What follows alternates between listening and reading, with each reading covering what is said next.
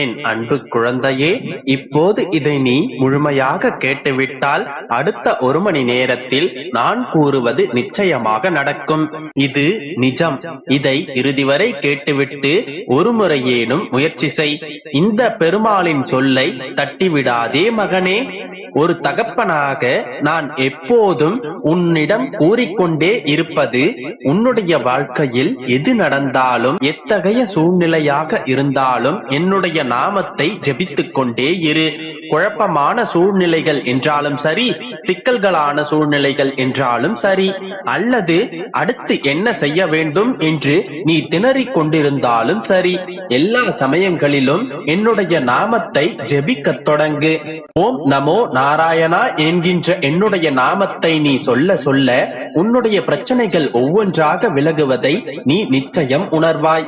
இந்த என்னுடைய நாமத்தில் அப்படி என்னத்தான் இருக்கின்றது, அப்படி நான் சொல்லிவிட்டால் என்னத்தான் நடக்கும் என்றுதானே கேட்கின்றாய்? இதோ தெளிவாகவே கூறுகிறேன், கேள் கண்மணி. நீ 1 மணி நேரம் என்னுடைய நாமத்தை மனதிற்குள் ஜெபித்துக் கொண்டிருந்தால் என்ன நடக்கும் என்று தெரியுமா? 1 மணி நேரம் ஹரிச்சந்திரனை போல் உண்மையாக இருந்ததாக பொருளாகின்றது. 1 மணி நேரம் நீ உன்னுடைய மரணம் என்கின்ற பரீட்சைக்கு தயார் செய்து கொண்டு விட்டதாக மாறுகின்றது. 1 மணி நேரம் நீ எனக்கு பூஜை செய்ததாக எடுத்துக் கொள்ளப்படுகின்றது. 1 மணி நேரம் உன்னுடைய பாவத்தை போக்கிக் கொள்ள பிராயச்சித்தம் செய்ததாகின்றது. 1 மணி நேரம் என்னை நோக்கி சில படிகள் நீ முன்னேறியதாக மாறுகின்றது.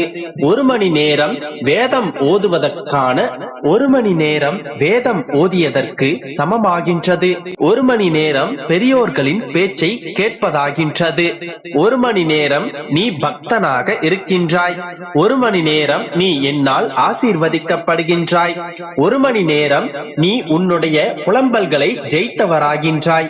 1 மணி நேரம் நீ தியானம் செய்தவராகின்றாய். 1 மணி நேரம் நீ சமாதியில் இருந்ததாக மாறுகின்றாய். 1 மணி நேரம் ஒழுக்கமானவனாக மாறுகின்றாய். 1 மணி நேரம் நேர்மறை எண்ண அலைகளை உருவாக்கி விடுகின்றாய். 1 மணி நேரம் உன்னுடைய போலித்தனமான வாழ்க்கையிலிருந்து விடுதலை அடைகின்றாய். அந்த 1 மணி நேரம் என்னுடைய கைகளை பிடித்துக் கொண்டிருக்கின்றாய். 1 மணி நேரம் நீ பாதுகாப்பாக இருக்கின்றாய். அந்த 1 மணி நேரம் உனக்கே தெரியாமல் உன்னை நான் ஆசீர்வதித்துக் கொண்டிருப்பேன். இந்த 1 மணி நேரம் மகான்களின் நாவில் வந்த நாமத்தை நீ உச்சரிப்பதால் அவர்களுடைய பிரசாதத்தை உண்டவர்களாகிறாய். இந்த 1 மணி நேரம் தான் நீ செய்த தவறுகளையெல்லாம் நான் மன்னித்து விடுவேன். இந்த 1 மணி நேரம் யாகம் செய்ததற்கான சமமான பலன்களை நீ பெறுகின்றாய். இந்த 1 மணி நேரம் நீ என்னை கடனாளி ஆக்கி விடுகின்றாய். 1 மணி நேரம் நீ என்னுடைய நாமத்தை உச்சரிப்பதால் கங்கையிலும் யமுனையில் குளித்த பலன்களை நீ பெற்று விடுகின்றாய். 1 மணி நேரம் நீ என்னுடைய ஆலயத்தில் வந்து சென்றதன் பலன்களை உணர்கின்றாய். அந்த 1 மணி நேரம் கோடான கோடி புண்ணியத்தை சம்பாதித்து விடுகின்றாய். எல்லாவற்றிற்கும் மேலாக என்னுடைய நாமம் வேறில்லை, நான் வேறில்லை. எனவே அந்த 1 மணி நேரமும் உன்னுடைய நாவில் என்னையே உட்கார வைத்து விடுகின்றாய். இப்போது என்னுடைய நாமத்தின் மகிமையை புரிந்து கொண்டாய் அல்லவா? இத்தனையும் செய்யும் நான் உன்னுடைய பிரச்சனைகளை நான் விட்டு வைத்து விடுவேனா? எல்லாவற்றிற்கும் மந்திரமாக, தந்திரமாக, ஆயுதமாக என்னுடைய நாமத்தை மட்டும் பயன்படுத்திக் கொள். பாக்கியம் செய்தால் மட்டுமே என்னுடைய திருநாமத்தை சொல்ல முடியும் என் கண்மணி. நீ பாக்கியம் செய்திருக்கின்றாய். என்னுடைய பிள்ளையாக இப்பிறவியில் அவதரித்திருக்கின்றாய். என்னுடைய நாமத்தை சொல்லிக் கொண்டே இரு. திறக்காத பல கதவுகளுக்கும் சாவியாக என்னுடைய நாமம் நிச்சயமாக இருக்கும். என்னுடைய நாமம் ஒலிக்கும் இடமெல்லாம் என்னுடைய இருப்பு நிச்சயம் இருக்கும். எனவே இன்று முதலே என்னுடைய நாமத்தை நம்பிக்கையோடு உச்சரித்துக் கொண்டே இரு. உனக்கான நல்லவையெல்லாம் உன்னை தேடி வரும். என் அன்பு குழந்தையே, நடப்பவை அனைத்தும் புரியாமலே நடந்து கொண்டிருக்கின்றது. நீ எதிர்பார்த்தது எதுவும் நடக்காமல் எதிர்பாராதது அனைத்தும் நடக்கின்றது. ஒரு கட்டத்தில் உன் வாழ்வில் என்ன நடக்கின்றது என்பதே ஒன்றும் புரியாமல் போனது. இந்த குழப்பத்தில் நான் ஒருவன் இருப்பதையே நீ மறந்து விட்டாய். உன் பூர்வ ஜென்மத்தையே அறிந்தவன் நான்.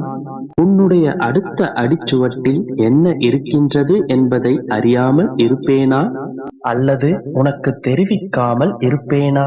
இதோ உன்னுடைய அடுத்த அடிச்சுவட்டில் என்ன இருக்கின்றது என்பதை தெளிவாகவே கூறுகின்றேன் கேள். உண்மைகளை புரிந்து கொண்டு தெளிவாகவே நடந்து கொள். அடுத்து என்ன நடக்கப் போகின்றது என்பதை நீ தெளிவாக புரிந்து கொள்ள வேண்டுமானால் இப்போது நீ என்ன செய்து கொண்டிருக்கிறாய் என்பதை முதலில் புரிந்து கொள்ள வேண்டும். தினமும் என்னுடைய பிள்ளை வைராக்கியத்துடனும் உற்சாகத்துடனும் நம்பிக்கையுடனும் ஒவ்வொரு விடியலை தொடங்க வேண்டும். நம்பிக்கையுடனும் ஒவ்வொரு விடியலையும் துவக்குகிறாள். ஆனால் நேரம் செல்ல செல்ல சில நிகழ்வுகளை சந்திக்க சந்திக்க மன உறுதியை இழந்து சோர்வடைந்து முகம் களை இழந்து விடுகின்றது. ஏதேனும் சிறு தோல்வியோ அல்லது சிறு சறுக்கல்களை கண்டாலே புருண்டு விடுகிறாள்.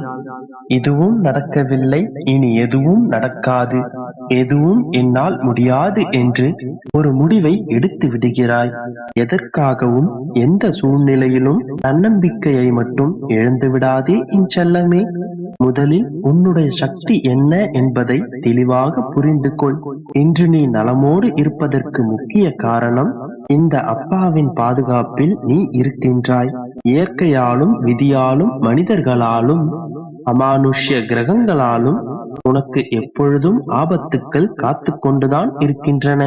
ஆனால் இவை அனைத்தும் உன்னை அண்டாமல் உனக்கு கஷ்டங்களை தராமல் இருக்க நான் எப்போதும் உன்னுடன் கவசமாக இருந்து உன்னை பாதுகாப்பேன். உன்னுடைய பாதுகாப்பு என்னுடைய திருநாமமே. அது எப்போதும் உன்னுடைய நாவிலும் நினைவிலும் இருக்குமானால் நீ எந்த நிலையிலும் காப்பாற்றப்படுவாய்.